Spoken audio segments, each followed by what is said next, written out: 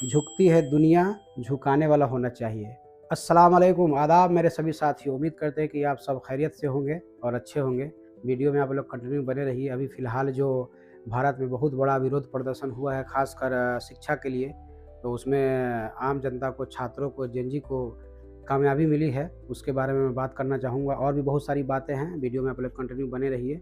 ज़्यादा लंबा मैं नहीं करूँगा वीडियो। जैसा कि आप सबको पता है कि अभी फ़िलहाल 2-4 दिन पहले शिक्षा मंत्री जी का इस्तीफ़ा हुआ है और आप सबको पता है कि ये विरोध प्रदर्शन क्यों किया जा रहा था।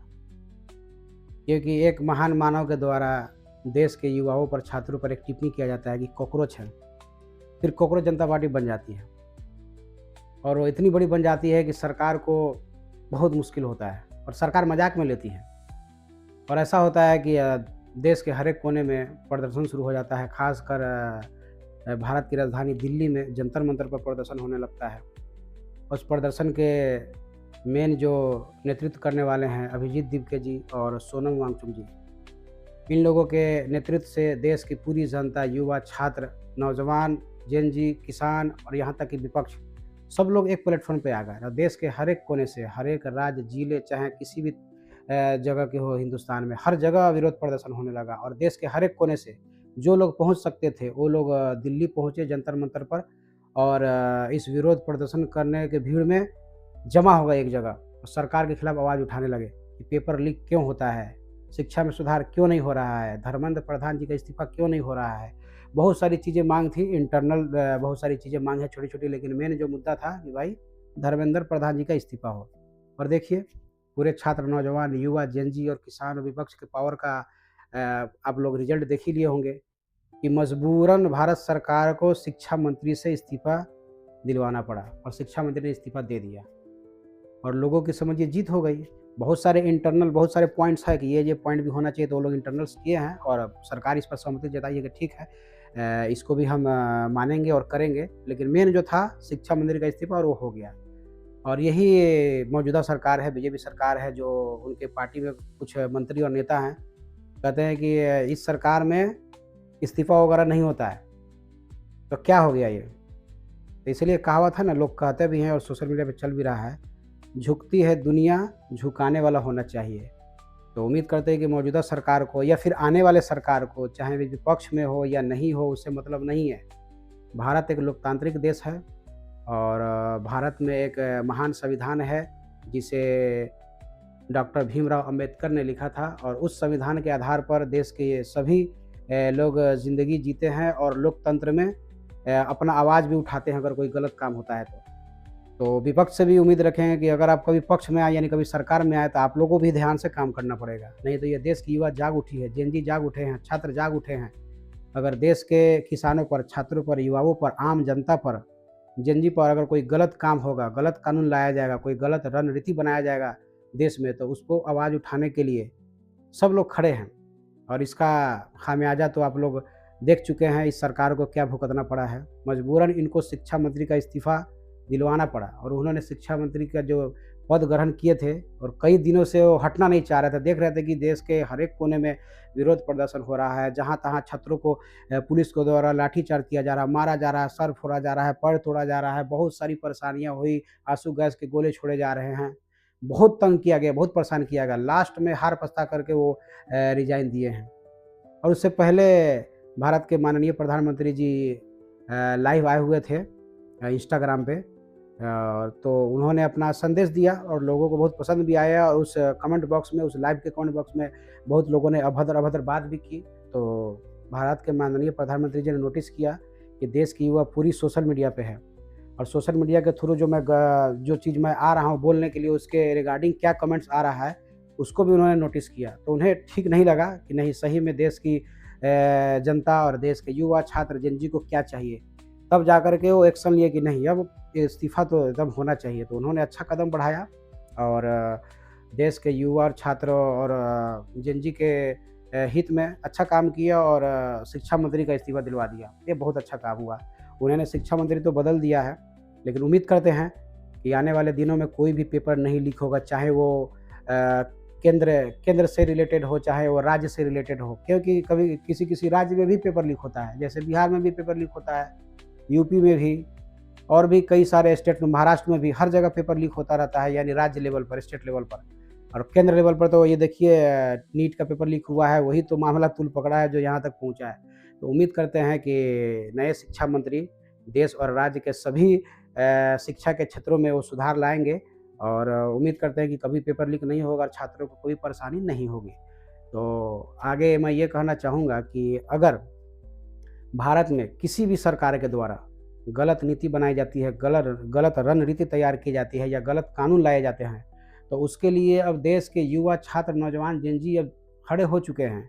अब किसी भी सरकार को किसी भी तरह का गलत यानी संविधान के विरोध अगर कोई चीज़ वो लाना चाहते हैं या कोई बिल पास करवाना चाहते हैं, तो उसके लिए देश की युवा खड़ी है। भले उस संसद में उनको संख्या ज़्यादा है और वो लाना चाह रहे हैं, ठीक है, कोई बात नहीं। लेकिन इतना है कि देश की युवा जाग उठी है और विपक्ष भी जाग उठा है, और किसी तरह से उन लोगों को गलत कानून लाने में सफलता हासिल नहीं करने देगी, मुझे उम्मीद है। क्योंकि अब समझ में आ गया है आम जनता को, लोगों को, छात्रों को, नौजवानों को, किसानों को, जेन ज़ी को, विपक्षों को कि हाँ, मेरे पास क्या पावर है, हम सरकार को झुका सकते हैं।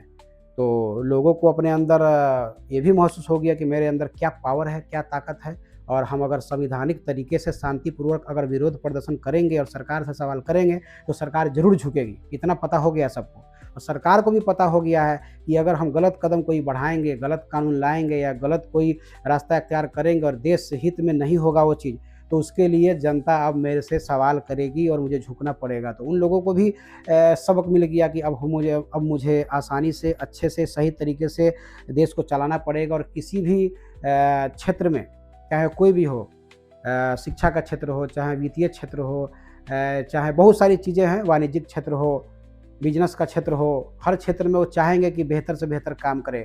और ख़ासकर ये जो अभी एथेनॉल वाला चल रहा है, पेट्रोल का मामला, उस पे भी हमको लगता है कि उस पर भी सरकार कुछ अच्छा करेगी, क्योंकि मौजूदा सरकार को समझ में आ गया है कि देश की जनता अब सवाल करना जान गई है, और देश की जनता अब सरकार को झुकाना जान गई है। देश की जनता अब ये जान गई है कि सरकार से सवाल कैसे करते हैं और कैसे उसे काम लेना है। तो दोनों के लिए फ़ायदा है। देश की जनता को आत्मविश्वास हो चुका है और हिम्मत मिल चुका है कि हम किसी भी गलत किए हुए फैसले के खिलाफ विरोध अगर करते हैं एक मुश्त आकर के एक प्लेटफॉर्म पे, तो सरकार उसके मतलब बारे में सोचेगी और उसको यू टर्न ज़रूर लेगी। तो सरकार भी 100 बार सोचेगी कि हम कोई गलत कदम नहीं बढ़ाएँ और कोई गलत नियम नहीं लगाएँ, और पब्लिक भी मजबूत है अब कि अब कुछ किसी तरह का गलत अगर होगा तो फिर हम खड़े हैं। तो बहुत अच्छी बात है ये, और प्रधानमंत्री नरेंद्र मोदी जी ने भी आकर के लाइव में बहुत सारी बातें कही, और देश की जनता को, बहुत लोगों को अच्छा भी लगा, और सबसे अच्छा ये लगा कि वो लाइव आए और उसके बाद तुरंत एक्शन लिए और जल्दी से इस्तीफ़ा दिलवा दिए, ये बहुत अच्छा लगा। और इस्तीफ़ा नहीं दिलवाते तो बहुत मुश्किल होता, ठीक नहीं है। हालाँकि उनका जो वर्ल्ड रिकॉर्ड हो गया है, जैसे न्यूज़ में आ रहा हूँ, मैं देख रहा हूँ, मोर देन 300 मिलियन व्यूज़ हुए हैं 24 आवर में। तो ये भी उनकी अच्छी उपलब्धि है, मैं इसकी सराहना करता हूँ, अच्छी बात है। और देश के युवाओं के बारे में आप सोच रहे हैं, और प्रधानमंत्री नरेंद्र मोदी जी ने ये भी कहा है कि देश के जितने भी मंत्री हैं और जितने भी नेता हैं, वो लोग अपना-अपना मतलब जो भी है एक्टिविटी सोशल मीडिया पे ज़्यादा रखें, क्योंकि देश की पूरी युवा, छात्र और नौजवान जेन ज़ी सोशल मीडिया पे हैं और वहाँ सुनना पसंद करते हैं और वहाँ रहना पसंद करते हैं। इसलिए सभी लोग, आप लोग सोशल मीडिया पे एक्टिव रहें और अपनी बातें कहें और छात्रों से संवाद करें, बात करें, और उनके जो भी प्रॉब्लम है, जो भी शिकायत है या जो भी कमी है, उस चीज़ को उनसे लाइव में कमेंट बॉक्स से नोटिस करें और उस पर ध्यान दें। तो ये बहुत अच्छी बात है कि सोशल मीडिया का दौर है, और वाक़ई में सोशल मीडिया पर देश की पूरी जनता, युवा, छात्र, जेन ज़ी एक्टिव है, और देश की मौजूदा सरकार, ख़ासकर माननीय प्रधानमंत्री जी ने नोटिस कर लिया है कि हाँ, वाक़ई में देश की पूरी जनता सोशल मीडिया पे, नौजवान ख़ासकर छात्र सोशल मीडिया पे है। वहाँ आकर उस माध्यम से बात करेंगे तो बेहतर होगा, और अच्छी बात है। और ये बोलने के बाद, ये चीज़ आने के बाद, देश के बहुत सारे बड़े-बड़े चैनल हैं, मैं नाम नहीं लेना चाहूँगा, और लोग उन्हें गोदी मीडिया बुलाते हैं। उन लोगों के तो परेशानी बढ़ गई कि अरे भाई, ये तो गलत हो गया। सोशल मीडिया पे अगर पूरे देश के बड़े-बड़े नेता या बड़े-बड़े लोग आएँगे, एक्टिव होंगे और वहाँ लाइव आएँगे या वीडियोज़ बनाएँगे या वहाँ से लोगों का जो भी है सुझाव लेंगे या लोगों की परेशानी देखेंगे कमेंट बॉक्स से, तो उन लोगों का टेंशन बढ़ गया कि अरे भाई, मेरे चैनल का क्या होगा? अरे भाई, जैसा करोगे वैसा ही पाओगे। अगर सच्चाई दिखाते, सही दिखाते, अभी इतना दिन से विरोध प्रदर्शन हो रहा था, क्या आप लोगों ने सही ढंग से दिखाया? देश के छोटे-छोटे चैनल, खासकर छोटे-छोटे ब्लॉगर, छोटे न्यूज़ चैनलों ने इस चीज़ को उठाया और बढ़ाया, और सोशल मीडिया का ताकत ही है, जिसकी वजह से पूरे देश की जनता, युवा, छात्र, जेन ज़ी इकट्ठा हुए, विपक्ष इकट्ठा हुए एक मंच पर, और जोरदार तरीके से बुलंद आवाज़ में, एक आवाज़ में सरकार से सवाल पूछे और सरकार को जवाब देना पड़ा और झुकना पड़ा। ये सब सोशल मीडिया का पावर है। तो मौजूदा सरकार, भारत सरकार, खासकर माननीय प्रधानमंत्री जी ने सोशल मीडिया का पावर देख लिया है, इसलिए उन्होंने ये बताया है कि सोशल मीडिया के ज़रिए हमेशा एक दूसरे से जुड़े रहें तो बेहतर है, खासकर क्योंकि सोशल मीडिया पे छात्र हैं, नौजवान हैं, जेन ज़ी है, बहुत सारे जनरल लोग भी हैं, बिज़नेसमैन भी हैं, तो बेहतर अच्छा एक प्लेटफ़ॉर्म है लोगों से बातचीत करने का, और वहाँ कमेंट बॉक्स से सब लोगों का जानकारी लेने का कि किनको क्या प्रॉब्लम है, वहाँ से दूर करने का, तो ये अच्छी बात है। क्योंकि अब बड़ी-बड़े जो मीडिया हैं देश की, वो तो ढंग से काम नहीं कर पा रही है। बहुत सारे मीडियाज़ हैं जो काम कर रहे हैं सही, लेकिन जिस तरह से करना चाहिए उस तरह से नहीं कर रहे हैं। बहुत सारे मीडिया तो एक तरफ़ा बात करते हैं, तो उन लोगों का पत्ता साफ है लगभग, क्योंकि ये सोशल मीडिया का दौर आ चुका है और सोशल मीडिया के थ्रू सारे काम हो रहे हैं, और छोटे-छोटे चैनल वाले अच्छे-अच्छे न्यूज़ चला रहे हैं। अच्छी-अच्छी जानकारियाँ, सही-सही जानकारियाँ दे रहे हैं, जिसकी वजह से देश में लोग को जानकारी मिल रही है, और बड़े चैनलों से अच्छी जानकारी मिल नहीं पा रही है। क्योंकि गलत-गलत न्यूज़ चलाने के बाद और विश्वास खोने के बाद लोगों का विश्वास खत्म हो चुका है। विश्वास खत्म होने का नतीजा ये है कि लोग उनके वीडियोज़ पर ज़्यादा आते नहीं हैं, ना लाइक, ना कमेंट, ना व्यूज़, कुछ नहीं। चाहे वो टीवी चैनल पे हो, चाहे सोशल मीडिया प्लेटफ़ॉर्म पे हो, यूट्यूब, फ़ेसबुक, इंस्टाग्राम, कोई भी हो, वहाँ पर बहुत कम लोग लाइक, कमेंट, व्यूज़ करते हैं, बहुत कम।